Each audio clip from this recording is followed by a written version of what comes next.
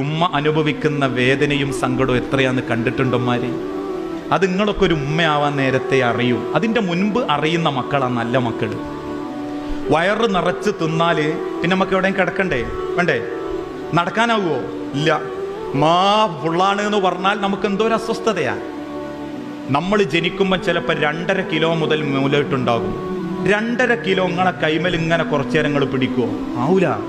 ഇപ്രാവശ്യത്തെ ഓണാഘോഷ പരിപാടിയിൽ ചില ആൾക്കാർ പരിപാടി നടത്തിയെന്നറിയോ? ഒരു ഇഷ്ടിക അങ്ങനെ പിടിക്കലായിരുന്നു. മാക്സിമം 1.5 മിനിറ്റ് അപ്പോഴേക്ക് അത് വീണുവും. ഒരു ഇഷ്ടികൻ്റെ കനം മാക്സിമം 1.25 കിലോയാണ്. ഇനി 2 കിലോ കൂട്ടിക്കോ. 2.5-3 കിലോ ഉള്ള നമ്മളെ തോളത്ത് എടുത്ത് എത്ര മണിക്കൂർ ഈ ഇമ്മാര് നടന്നിട്ടുണ്ട് എന്നറിയാവൂ?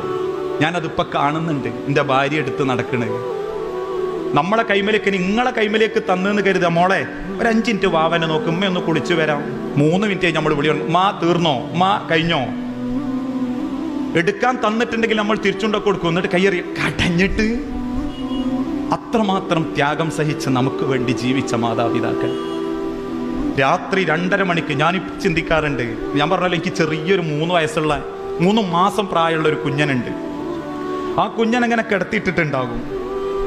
1 മിനിറ്റ് കിടത്തിയിട്ടിട്ടുണ്ടെങ്കിലും ഭാര്യ പറയും നോക്കണേ. ചിലപ്പോൾ എന്നെ ഏൽപ്പിക്കും, ചിലപ്പോൾ മൂത്ത മോളെ ഏൽപ്പിക്കും, ചിലപ്പോൾ 2ാമത്തെ മോളെ ഏൽപ്പിക്കും. എന്ത് നോക്കണേന്നാ പറയുന്നത്? ഓൾ എണീറ്റ് നടക്കുന്നതല്ല.